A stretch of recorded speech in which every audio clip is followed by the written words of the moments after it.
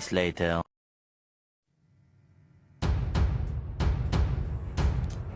Saat Perang Pasifik, atau yang dikenal dengan nama Perang Asia Timur Raya yang berlangsung selama 4 tahun, Jepang mengalami beberapa kekalahan dan menuju ambang kehancuran.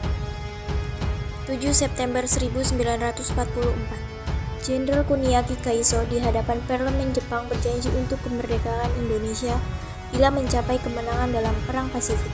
Tujuannya mendapat bantuan Indonesia dalam perang tersebut.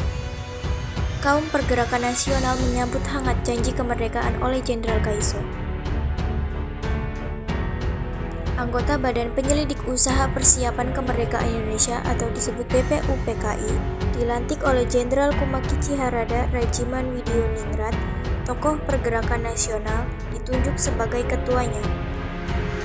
Tapi tidak semua petinggi militer Jepang sepakat dengan pelantikan BPUPKI, misalnya Jenderal Izagaki dan Yuichiro Nagano. Keberatan dua jenderal itu tidak berarti banyak. Mayoritas petinggi militer Jepang tetap mendukung BPUPKI. Sidang BPUPKI dari 29 Mei sampai 1 Juni 1945 pun berjalan mulus.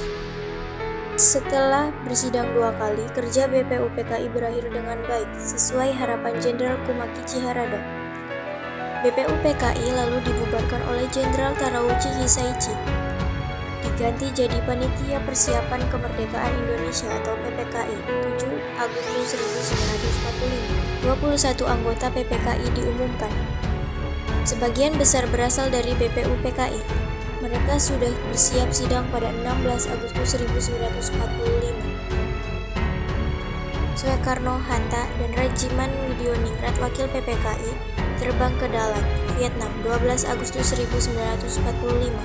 Di tengah kabar pengeboman Hiroshima dan Nagasaki di Jepang, Jenderal Hisaichi Terauchi, Panglima Angkatan Perang Jepang di Asia Tenggara, menyambut kedatangan mereka. Jenderal Terauchi berkata bahwa PPKI bisa segera memproklamasikan kemerdekaan Indonesia.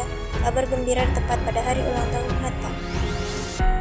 Mereka semua senang, kemerdekaan sudah di depan mata. Sepulang dari Vietnam, sejumlah pemuda dari Organisasi Angkatan Pemuda Indonesia, API, membawa Soekarno dan Hatta ke Rengas Dengklok pagi hari 16 Agustus 1945. Dalihnya, situasi Jakarta genting, Bung. Pemuda mendesak Soekarno dan Hatta segera memproklamasikan kemerdekaan Indonesia. Jepang sudah menyerah, kata para pemuda. Soekarno dan Hatta terkejut, tapi Soekarno enggan memenuhi permintaan para pemuda. Menurut Soekarno dan Hatta, proklamasi kemerdekaan harus melalui rapat PPKI. Pemuda akhirnya memulangkan mereka ke Jakarta sore harinya. Sepulang dari Rengas Dengklok, Soekarno dan Hatta hendak bersidang dengan PPKI di Hotel Des Indes Jakarta. Tapi Jepang melarangnya. Perubahan situasi mengarahkan rapat persiapan kemerdekaan ke rumah Laksamana Maeda, perwira Angkatan Laut Jepang. Di tempat inilah, dalam sebuah ruangan, Soekarno, Hatta, dan Ahmad Subarjo merumuskan naskah proklamasi kemerdekaan. Tanpa gangguan dari Jepang, Soekarno lalu membacakannya ke anggota PPKI dan pemuda di Serambi Rumah. Naskah yang singkat tapi semua sepakat dengan isinya. Kemerdekaan bukan lagi impian. Hari bersejarah itu tiba. Soekarno membacakan naskah proklamasi kemerdekaan Indonesia ke banyak orang di rumahnya. Jalan Pengasaan Timur nomor 56 Jakarta. Tokoh-tokoh pergerakan nasional dan rakyat biasa membaur, mendengarkan pembacaan itu dengan khidmat. Setelah itu, bendera merah putih jahitan Fatmawati, istri Soekarno, dinaikkan perlahan diiringi lagu Indonesia Raya. Penghormatan pun diberikan. 17 Agustus 1945, Indonesia akhirnya merdeka. Ini bukanlah pemberian, melainkan hasil perjuangan dari seluruh rakyat Indonesia. Proklamasi kemerdekaan menghantar bangsa Indonesia bergelut dengan cerita baru. Jepang memang telah terjungkir, tapi pengaruhnya belum berakhir.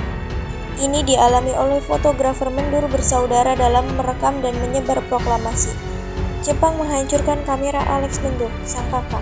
Karena itu, Franz, sang adik, mengubur negatif fotonya di halaman kantor surat kabar Asia Raya demi selamatkan bukti-bukti proklamasi. Di tempat lain, pewarta berhasil mengabarkan proklamasi lewat media cetak, juga melalui siaran radio dengan menggunakan beragam bahasa daerah. Di desa-desa, pemuda Republik berperan meneruskan kabar proklamasi. Mereka berkeliling dan berteriak, "Jepang menyerah, Indonesia merdeka." Akhirnya tiap orang menjadi saksi Indonesia telah merdeka.